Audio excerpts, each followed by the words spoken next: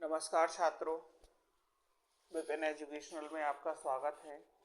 आज हम कवितावली उत्तरकांड से संबंधित व्याख्याएं देखेंगे। ये व्याख्याएं माध्यमिक शिक्षा मंडल द्वारा आयोजित कक्षा 12वीं की बोर्ड परीक्षाओं में 2020 से लगातार पूछी जा रही हैं। इस कवितावली उत्तरकांड में 3 पद दिए गए हैं, जिनमें से 2 पद कवित्व के और 1 पद सवैया का दिया गया है। चलिए देखते हैं कवित्व पद क्रमांक 1, जो इस प्रकार है। किसवी किसान कुल बनिक भिखारी भाट, चाकर चपल नट चोर चार चेटकी, पेट को पड़त गुन गड़त चढ़त गिरी, अटत गहन गन अहन अखेटकी। ऊंचे नीचे करम धर्म आधर्म करी, पेट ही को पचत बेचत बेटा बेटकी। तुलसी बुझाई एक राम घनश्याम ही ते, आगी बड़वागी ते बड़ी है आगी पेट की। अब व्याख्या से संबंधित पद को पढ़ने के उपरांत हम संदर्भ की ओर चलते हैं। प्रस्तुत पद्यांश जो दिया गया है वह हमारी पाठ्य पुस्तक आरोह के भाग 2 में संकलित कवितावली पाठ से लिया गया है। इसके रचयिता गोस्वामी तुलसीदास है। प्रसंग इस प्रकार है, तो इस पद में क्या बताया गया है वो हम सभी लोग प्रसंग में लिखेंगे। तो प्रस्तुत पद में महाकवि तुलसीदास ने वर्तमान समाज की यथार्थ स्थिति का चित्रण किया है, और यथार्थ स्थिति का तात्पर्य यहाँ पर है वर्तमान स्थिति, मतलब उनके समय में जो वर्तमान स्थिति थी उसके बारे में महाकवि तुलसीदास ने यहाँ पर चर्चा की है। इस पूरे पद को हम 2 भागों में बांटकर देखते हैं, पहली 4 लाइनें और अंतिम 4 लाइनें। पहली 4 लाइनों से संबंधित हम देखेंगे कि पहली 4 लाइनें हमने ली हैं। किसान किसवी किसान कुल बनिक भिखारी भाट, चाकर चपल नट चोर चार चेटकी, पेट को पड़त गुन गड़त चढ़त गिरी, अटत गहन गन अहन अखेटकी। इससे संबंधित हम शब्दार्थ देखते हैं, क्योंकि जब तक शब्दार्थ समझ में नहीं आएंगे तब तक व्याख्या करना बहुत ही कठिन कार्य हो जाता है।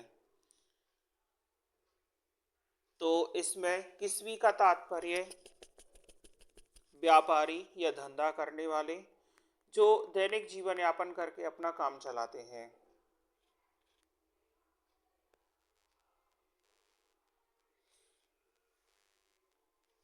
कुल कुल का मतलब परिवार या वंश से है, वंश खानदान से है।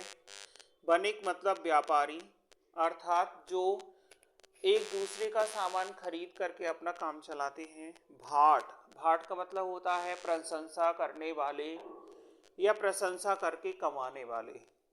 चाकर का मतलब नौकर, चपल का मतलब चंचल, गुप्तचार का मतलब गुप्तचर, चेटकी का तात्पर्य बाजीगर, बाजीगर का तात्पर्य है कलाएं दिखा करके अपना काम चलाने वाले या अपना पेट पालने वाले। गुण गणत, गुण का तात्पर्य है गुण से, और गुण से तात्पर्य है कौशल। गणत का तात्पर्य है सीखना, अर्थात विभिन्न प्रकार की विद्याएं ग्रहण करना या कलाबाजी सीखना। अटत का तात्पर्य है घूमना फिरना। आखेटकी शब्द आखेट से लिया गया है और इसका तात्पर्य है शिकार करना। गहन गन, इनका तात्पर्य है घना जंगल, और अहन का मतलब है दिन। चलिए पहली पंक्ति देखते हैं हम लोग। किसवी अर्थात धंधा करने वाले, धंधे से तात्पर्य है रोजमर्रा का जीवन यापन करने वाले व्यक्ति। किसान कुल अर्थात किसानों के परिवार। बनिक अर्थात व्यापारी। भिखारी का तात्पर्य है भीख मांगकर अपना जीवन चलाने वाले। भाट का तात्पर्य है प्रशंसा करके अपना जीवन चलाने वाले। चाकर मतलब नौकर, चपल नट तात्पर्य है यहाँ पर चंचल, नट का तात्पर्य है कलाकारी या कलाबाजी या खेल दिखाने वाले व्यक्ति। तो जो खेल दिखा करके अपना जीवन यापन करते हैं वो लोग चोर, गुप्तचर और चेटकी का तात्पर्य है कलाकारी दिखाने वाले। ये सभी व्यक्ति क्या करते हैं, पेट को पढ़त अर्थात अपने पेट को चलाने के लिए ही पढ़ते हैं या इस पृथ्वी पर जीव को उपार्जन के लिए या जीवन चलाने के लिए ही ये सब कुछ कर रहे हैं या सब कुछ सीख रहे हैं। गुण गढ़त अर्थात अपने अपने काम से संबंधित कौशलों को विकसित कर रहे हैं। चढ़त गिरी अर्थात पेट को पालने के लिए कभी कभी ये ऊंचे ऊंचे पहाड़ों पर भी चढ़ने का कार्य करते हैं। अटत गहन गन अहन अखेटकी अर्थात ये अपने पेट को पालने के लिए घने जंगलों में जाकर घूमते हैं और शिकार भी करने के लिए मजबूर हो जाते हैं। तात्पर्य यहाँ ये है कि सभी लोग जो कार्य करते हैं वो किसके लिए कर रहे हैं, जीविका चलाने के लिए। जीविका अर्थात अपना पेट चलाने के लिए ही सभी लोग यहाँ कार्य कर रहे हैं। चलिए व्याख्या देखते हैं। कवि तुलसीदास जी कहते हैं कि श्रमजीवी मजदूर, किसानों के परिवार, भिखारी, सेवक, नौकर, कलाकार, चोर, गुप्तचर, कला दिखा करके व्यापार करने वाले सभी लोग पेट की आग को बुझाने के लिए ही पढ़ते हैं, ज्ञानार्जन करते हैं या मतलब विद्याएं सीखते हैं, पर्वतों की चढ़ाई करते हैं और शिकार पाने की चाहत में ही घने जंगलों में घूमते हैं। प्रत्येक पद के बाद विशेष का लिखना बहुत जरूरी होता है। तो चलिए विशेष देखते हैं। यहाँ जैसे पहली लाइन लिखी हुई है किस्वी किसान कुल, तो यहाँ जो 3 शब्द दिए गए हैं किस्वी किसान कुल, यहाँ का अक्षर की आवृत्ति होने के साथ कौन सा अलंकार हो जाएगा, अनुप्रास। क्योंकि अनुप्रास अलंकार का तात्पर्य ही होता है जहाँ एक अक्षर की आवृत्ति कई बार होती है वहाँ अनुप्रास अलंकार होता है। उसी प्रकार चाकर, चपल, नट, चोर, चार, चेटकी, इसमें भी चा अक्षर की आवृत्ति होने के कारण अनुप्रास अलंकार है। तो ये आप विशेष में लिखेंगे। और यहाँ दिया गया पद क्या है, कवित्व छंद में लिखा है।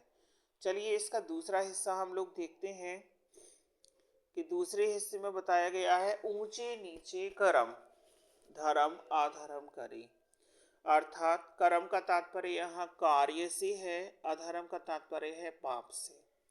अर्थात ये लोग अपना पेट पालने के लिए या पेट चलाने के लिए किसी भी प्रकार के कार्य को करने के लिए तैयार हो जाते हैं, चाहे वो धर्म से संबंधित कार्य हो या अधर्म से संबंधित कार्य हो, इन्हें कोई भी कार्य करने में आपत्ति नहीं होती।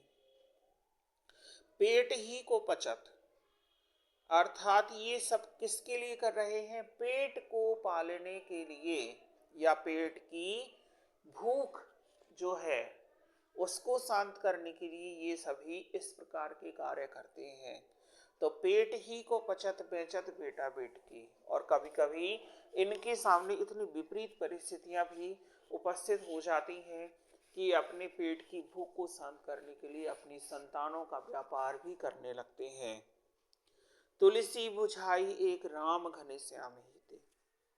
तो तुलसीदास कहते हैं कि जब समाज में इस प्रकार की गरीबी या इस प्रकार की भ्रांतियां फैल जाएंगी तब एक राम ही सक्षम है, मतलब प्रभु राम की कृपा से ही इस प्रकार के समाज से हम लोगों को छुटकारा मिलेगा, या इस प्रकार के समाज के सांसारिक बंधन प्रभु राम की कृपा से ही टूट जाएंगे। और राम को यहाँ घनश्याम के रूप में माना गया है। घन का मतलब बादल और श्याम का मतलब काले काले बादल। तो तात्पर्य है कि चूंकि पेट की आग बताई गई है, बार बार पेट की भूख का तात्पर्य है पेट की आग। तो जिस प्रकार से पेट की आग को बुझाने के लिए भोजन की आवश्यकता होती है, उसी प्रकार से अगर कहीं आग लगी हो तो बादलों की आवश्यकता होती है बारिश के रूप में। तो यहाँ राम को घनश्याम माना गया है। तो आगे लिखा है आगी बढ़वा गति बड़ी है आगी पेट की, अर्थात जो पेट में लगी हुई आग है वह समुद्र में लगी हुई आग से भी अत्यंत विशाल है, और इस आग को बुझाने के लिए सामान्य पुरुष सक्षम ना हो करके अगर प्रभु राम की कृपा हमें मिलेगी तो ही हम इस पेट की आग को बुझा सकते हैं, अर्थात हम शांति की ओर अग्रसर हो सकते हैं।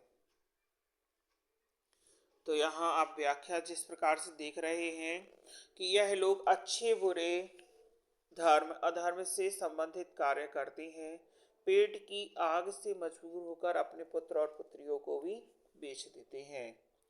जंगल की आग पेट की आग से भी बड़ी होती है, पेट की आग जंगल की आग से भी बड़ी होती है, इसे बुझाने में राम रूपी घनश्याम अर्थात काले बादल ही सक्षम है और वही इस आग को बुझा सकते हैं। तात्पर्य राम की कृपा से ही समस्त सांसारिक बंधनों से मुक्ति मिल सकती है। यहाँ राम और घनश्याम जो शब्द दिए गए हैं उनमें रूपक अलंकार है। रूपक अलंकार का तात्पर्य होता है जहाँ उपमेय को ही उपमान मान लिया जाए या उपमेय और उपमान में कोई विभेद ही ना बचे, वह रूपक अलंकार होगा। पूरे दिए गए पद में कवित्व छंद है और तत्सम प्रधान भाषा का प्रयोग है और ब्रज का प्रयोग भी यहाँ मिलता है। आशा है कि बताई गई व्याख्या आपके लिए लाभकारी होगी। इसी के साथ धन्यवाद। आगे पद क्रमांक 2 और 3 से संबंधित व्याख्याएं पढ़ाई जाएंगी।